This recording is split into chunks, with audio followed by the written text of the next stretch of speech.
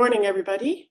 I'm Val Wolf. I'm an executive director at OHCOW, and I'm responsible for our workplace mental health, injury prevention, and migrant farm worker programs.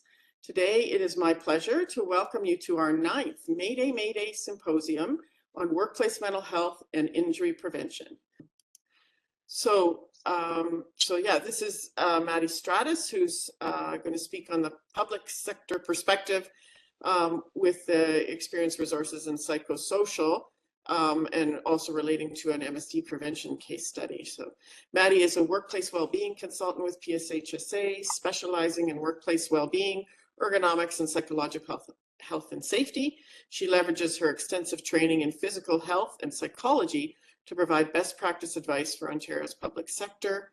Currently pursuing a second undergraduate degree in psychology at Carleton, Madi's coursework and areas of focus include organizational health and cognitive psychology. Madi's expertise promotes psychologically safe work environments through creativity, collaboration, and innovation. So looking forward to hearing about PSHSA and the recent research and case study. Thanks. Thank you, Val. Good morning, everyone. As Val mentioned, I'm a workplace wellbeing consultant with PSHSA, and as again she mentioned, I'm here to present maybe a bit more of an in-depth look of what John has already mentioned, which is psychosocial factors in the workplace and how they're linked with musculoskeletal disorders. And the case study that we'll be looking at today was looking at the use of radius as a means to look at psychosocial factors and MSDs. And I'll talk a little bit about radius just in a moment. So PSHSA, just real quick, if you're not familiar with us, we are an Ontario Prevention System Health and Safety Association, and we serve more than 10,000 organizations and 1.6 million workers, both as a health and safety association, but also as a research partner. And we support our public sector organizations, as is in our name. So that includes education, healthcare, public safety, government, municipal and Indigenous communities and organizations as well. And our approach to health, safety, and well-being is holistic. So we really look to encompass the physical, the mental, the social, along with workplace well-being in our prevention practices. So for today, our session objectives, we will explore the linkage between psychosocial factors, musculoskeletal disorders, and from now on I'm saying MSDs, so you're aware because it's a mouthful, and mental stress injuries. We'll review existing MSD physical and psychosocial assessment tools and explore that research case study I just mentioned. So just to kind of kick things off a little bit, John did a really great job of kind of laying the framework, actually, I think, for my little session. So work-related psychosocial factors can trigger physiological responses in our bodies. So thinking about like what happens to our body in terms of biomechanics, our behavioral responses, and these responses can also lead to injury. So we can think about like a factory worker and a conveyor belt. They're short-staffed, people have called in sick. Maybe there's like a big winter storm, and the worker's got a quota, and they want to meet that quota, and they're rushed. They're rushing through tasks. They're stressed. Heart rate's up. Blood pressure's up, they're trying to scramble through and meet the day's quota. And all of these kind of various factors are kind of compiling on top of this worker, which perhaps eventually lead to a musculoskeletal disorder or injury. And so psychosocial factors, like some of these things like high workload, even a monotonous task, right? Kind of doing that same thing over and over again. Low levels of job control, that worker maybe doesn't have a lot of autonomy in the work that they are doing. They just need to keep going, keep pushing through. And perhaps this worker also has poor supervisor support, a lack of coworker support. All of these have substantial research evidence documenting their consequences to both MSDs and psychological outcomes in the workplace.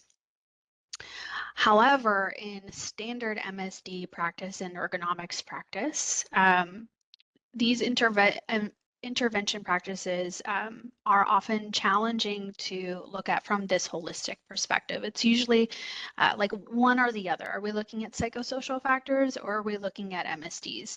And there aren't very many tools that really look at both in unison. And so we sought out through a case study approach to answer the question, how can a psychological harm assessment tool be integrated into MSD prevention practices with the goal of enhancing overall effectiveness of workplace MSD injury prevention?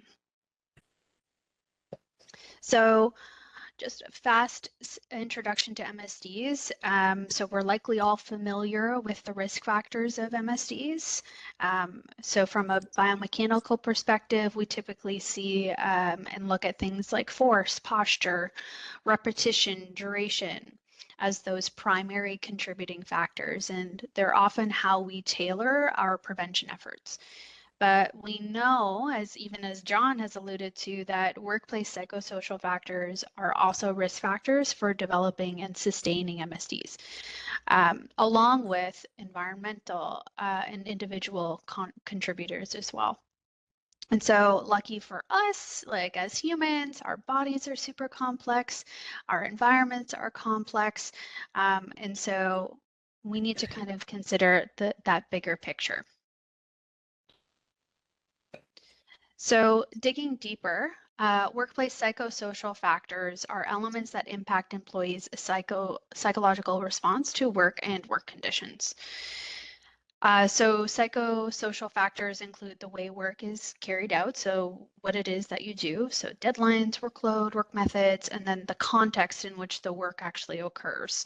That John did, I like that image of like the work in the environment or like the world kind of circling through each other. It's like it's all encompassing, right? So this includes relationships and interactions with our environment, even our perceptions of that environment, our relationships with colleagues, the public, clients, customers, etc. And so that standard, again, that John mentioned actually a few times in his slide deck, just to kind of pull out some of those psychosocial factors that are looked at from the standard, from that higher level, bird's eye view workplace level, we can think about things like clear leadership and expectations, organizational culture, psychological demands, psychological protection, psychological and social support. But what about at the job level? So I think this is where Radius, that this psychosocial assessment tool comes into play. So at the job level, we're also considering these things, but how should we go about it? How do we evaluate risk of psychological harm, and where's the connection to MSDs? So psychosocial factors at the job level, we can kind of think about them chunked into three distinct categories. So we can think about job demands, which is often where MSDs live in terms of from an assessment approach. You know, if I'm doing an ergonomic assessment or a physical demands analysis, I'm living and breathing in kind of that job demands category for the most part. So physical demands, environmental exposures, but then we also kind of have to question, what about psychological exposures, emotional exposures? What are the cognitive demands and how is this connected to MSDs? Then we also want to consider job control. So things like autonomy, you know, how much control do you have over the work that you actually do? Do you have kind of a say in like maybe changes for your job or equipment procurement that, you know, might impact your day-to-day? Do you have a voice? The scope of work, morals, ethics, and values. And then job support as well. And job support, we can think of the social for sure. So that's supervisor and coworker support. But then it's also the equipment, materials, and tools that we work with as well, which of course we think about when we're doing any kind of an MSD risk assessment as well. I think I hear Tony. He might be off mute. I'm hearing background whispers. Okay, so I'm not going to do too much stat stuff, but this is a really interesting slide. So this is workers' compensation data. So this is from WSIB Ontario, from the WSIB Safety Check portal between 2020 and 2024. And so over the past several years, there's been a significant focus on mental stress injuries, particularly since that implementation of chronic mental stress and traumatic mental stress policies in 2018. And then also with the expansion of that presumptive legislation to include professions beyond first responders, but it's still not all encompassing of all workers. So despite the emphasis on psychological health and safety and workplace mental health, strains and sprains continue to account for the majority of injuries among Schedule 1 and Schedule 2 employers in Ontario. So alarmingly, these injuries are still on the rise year over year, and unfortunately. So it's important to note that strains and sprains make up 33% of all injuries in Ontario, with an average of 37 lost days per claim.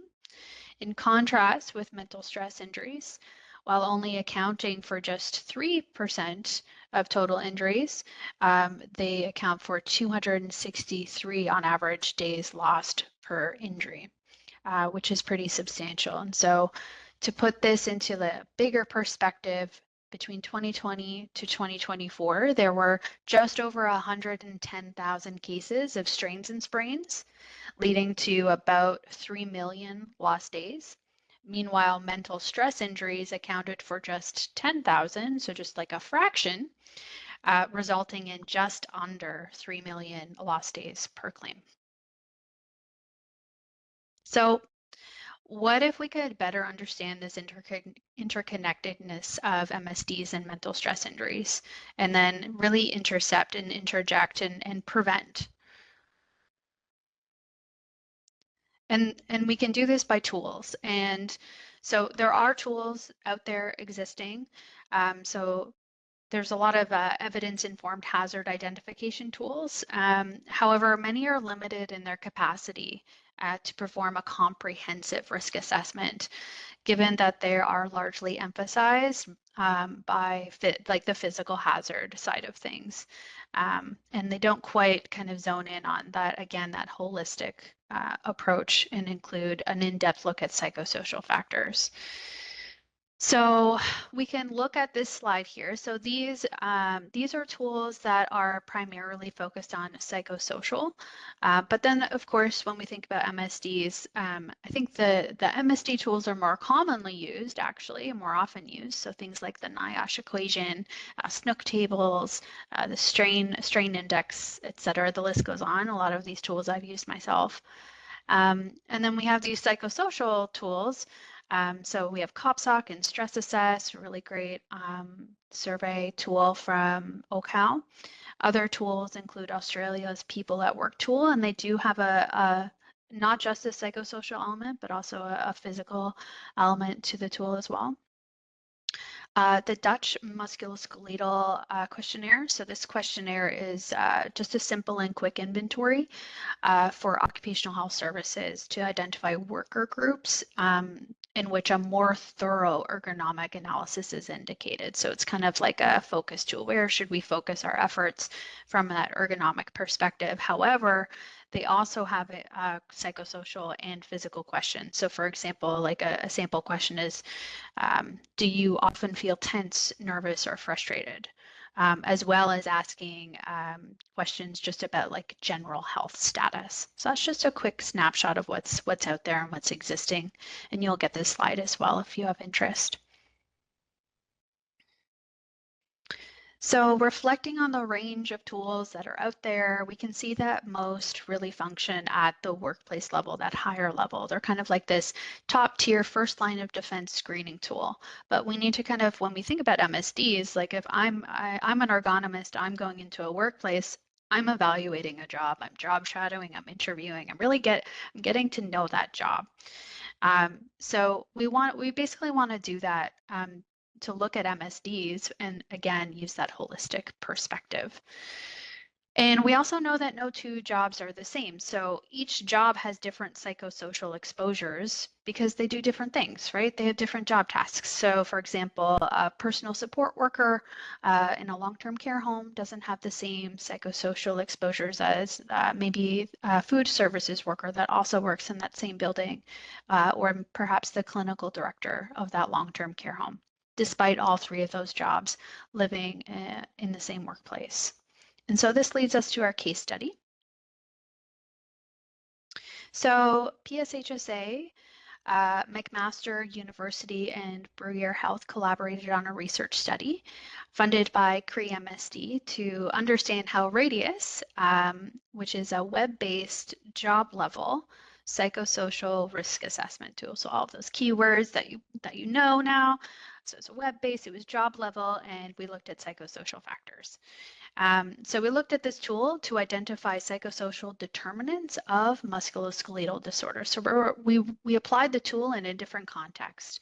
And the research was led by Dr. Heather O'Reilly from McMaster University. So what did this all entail? So there were two jobs that were selected. And you'll see that, non-clinical and clinical. Sorry, that's just on the screen there. And from those two jobs, we selected participants that performed the work and also the leaders that supervised the work. And each of those two groups were separated and then evaluated risk of psychological harm in separate sessions. And they went through a series of risk ratings for all 18 psychosocial factors. So if you think back to the slide that had job demands, job control, and job support, we went through basically a bit of a cycle there. And I'll show you that. So this was our cycle. So we had one psychosocial factor on the screen, we defined it, then we discussed, okay, how is this impacting your well-being, your body, how are other workers feeling as it relates to this psychosocial factor? It is all discussion-based. It's really a collaborative approach. And then the next phase is, okay, well, what's the risk of psychological harm? And so when we're thinking about risk of psychological harm, we want to think about the probability of harm occurring, as well as that level of impact. And we used a risk matrix for participants to look off of, and then to come up with a final risk rating for each of the 18 job factors. And then after the fact, risk rating is one thing. You get a high risk, you get a low risk, okay, great, but then now what?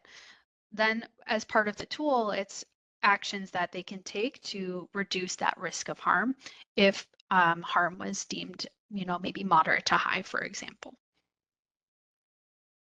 So here's the risk matrix. And so let's take that clinical position in that long-term care home. So they mentioned a few key points that contribute to harm. So things like they mentioned increasing complexity of care over time. So things are getting more complex. Patients or residents are coming in requiring more care. Injuries are recurrent and many workers are on modified work plans, leading many to lack sufficient support with tasks such as like resident handling and transfers. So moving those patients, it's very physically demanding job that we looked at. And then what about the social and team dynamics as well?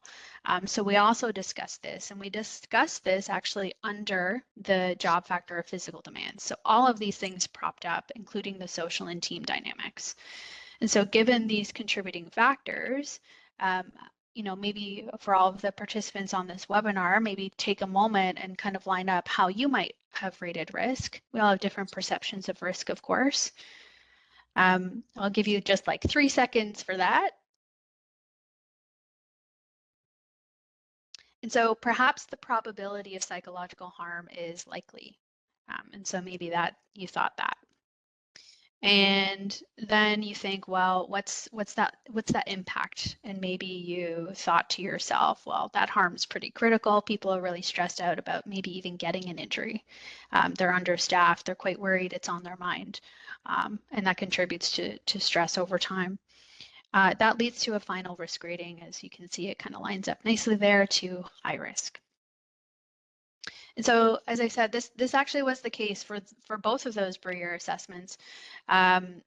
physical demands was rated as high risk for psychological harm. So 3 out of the 4 session groups rated risk of harm due to physical demands as high, with the 4th rating it still as moderate. So not insignificant by any means. But we know when we work with humans, causal inferences can seldom be made. And so we can likely also say that psychosocial dynamics may also be a precursor to increased risk of psychological harm or even musculoskeletal disorders. So these are just inferences made. So these findings also coincide with what we see in the literature as well. And I suspect like you and your professional experience, maybe like your spidey sense is tingling and this is telling you the same thing that we're actually seeing in real time with these case studies. And so when we look at the healthcare sector, we see that workers often face things like high job demands, psychological pressures, low job control, and often low social support as well. Like the system's under strain, and we know that. And these factors contribute to common MSD outcomes like neck discomfort, neck pain, and back pain or back injury.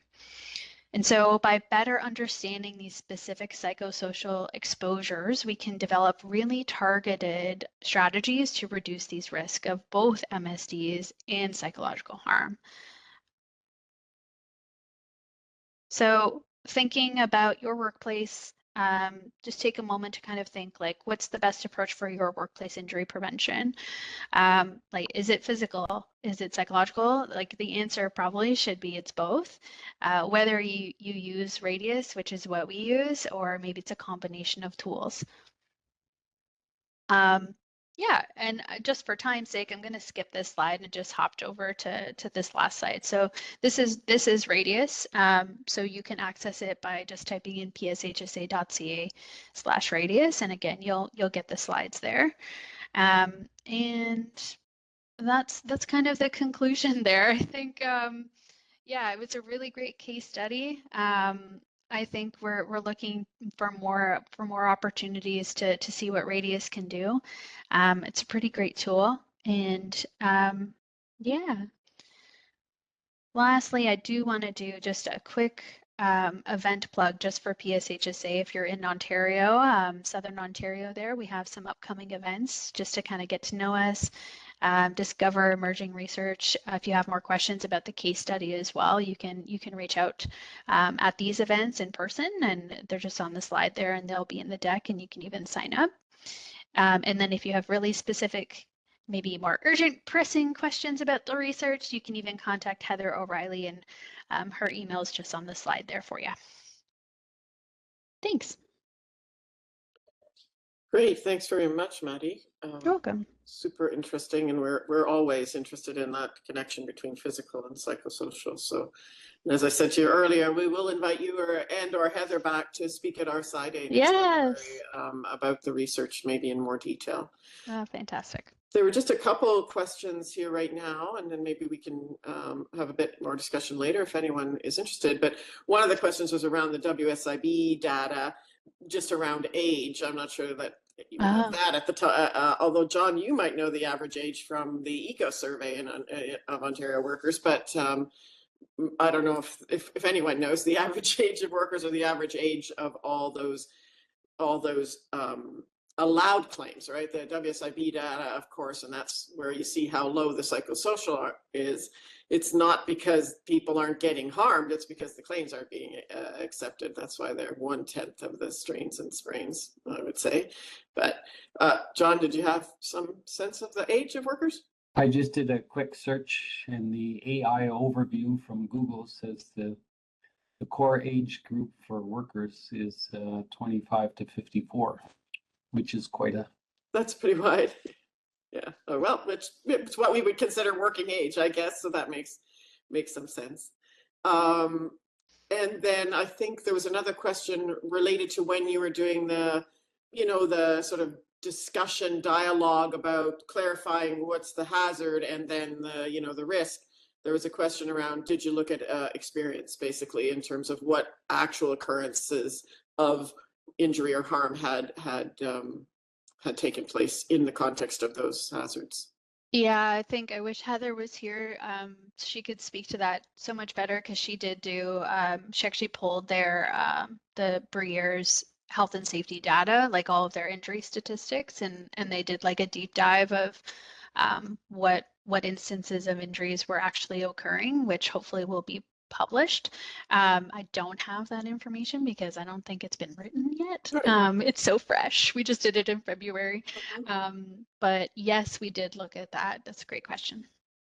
Yeah, and as I said, we'll invite you back for our Day, so we'll be able to share maybe more details on the study next February. And in fact, Haley Bennett from Bruyère Health is speaking next week about their use of short pulse surveys, and in terms of how they rolled them out and then what they were able to learn from them and what the workplace response was. So we may Amazing. be able to ask her too about how the Radius study Yep, went there too. for So sure. come back next week. But in the Mhm. meantime, let's hear from Karen. So